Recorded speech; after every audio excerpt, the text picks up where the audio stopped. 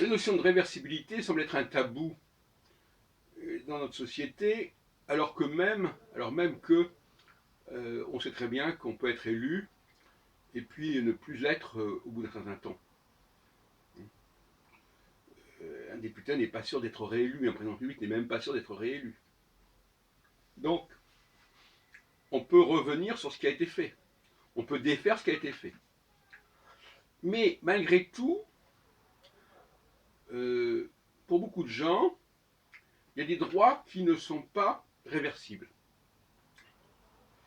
Donc on a un droit constitutionnel qui est marqué par la réversibilité et un droit privé qui serait marqué par l'irréversibilité.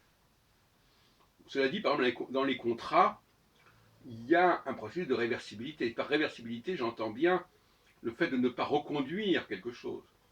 C'est-à-dire que voilà, on a fait une chose et que ça vaut pour un certain temps et que ça ne vaut pas indéfiniment. Mais néanmoins, cette notion de réversibilité n'est pas totalement ancrée dans les esprits, sinon dans les mœurs. Quand on écoute Michel Onfray, par exemple, on a l'impression que c'est très important que les choses soient irréversibles, que l'on ne puisse pas revenir sur ce qui a été décidé, sur ce qui a été voté, sur ce qui a été approuvé. Et cela me paraît significatif d'une certaine expression de la lutte des classes. À savoir que il faut bien se mettre à la place des gens qui sont en bas. Quand ils obtiennent des résultats et des avancées, il faudrait que ce soit irréversible. Par exemple, d'être inscrit dans une course, de participer à une course, ne signifie pas que vous allez gagner. Ne signifie pas même que vous allez être sélectionné. Quand il s'agit, par exemple, d'une sélection pour les Olympiques, etc. Donc, il faudrait distinguer le fait de donner à quelqu'un sa chance, l'opportunité de montrer ce qu'il sait faire, et, au bout d'un certain temps, constater que il n'est pas vraiment performant. C'est accepté au niveau des responsables politiques, c'est moins accepté au niveau des individus lambda. Et à mon avis, c'est un problème. De la même façon que la notion d'hérédité et d'héritage fait problème. Une des luttes qui auront marqué les temps pré-révolutionnaires et révolutionnaires, c'est de mettre fin à une certaine hérédité des charges, par exemple, sinon des droits.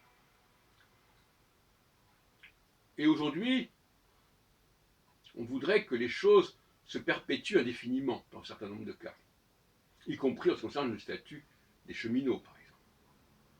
Ce qui a été acquis, on parle des acquis sociaux, ce qui a été acquis ne saurait être réversible, ne saurait être considéré comme temporaire. Il faudrait que ce fût pour toujours, indéfiniment.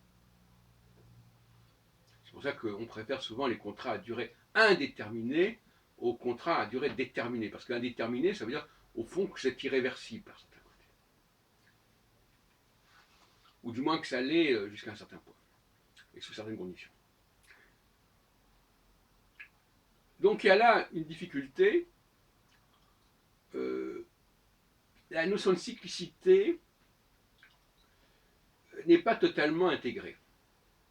Pourtant, on sait très bien, par exemple, que lorsque l'hiver commence, ça ne va pas durer indéfiniment.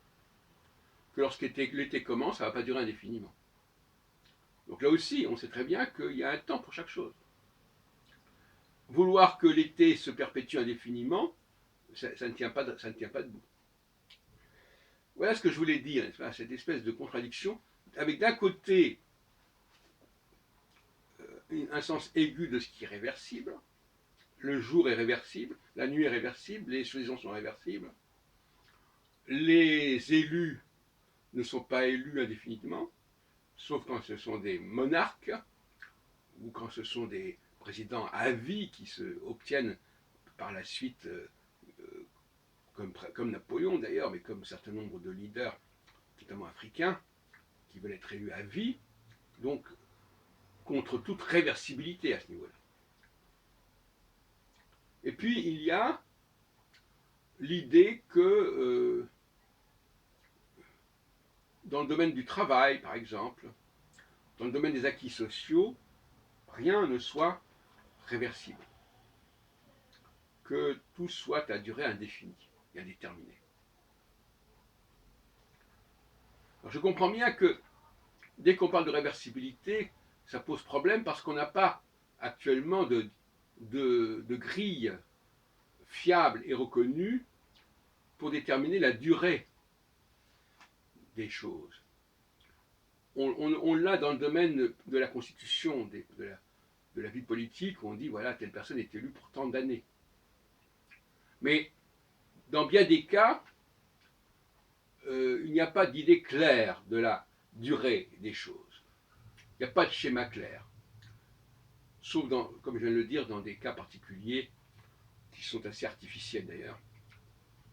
Et même dans ce domaine-là, d'ailleurs, on voit bien qu'en politique, même quand un président a été élu pour un certain nombre d'années, d'aucuns ne se privent pas, et ils ont peut-être raison d'ailleurs, de dire que ça ne veut pas dire qu'il va durer, qu'il va continuer jusqu'au bout de son mandat.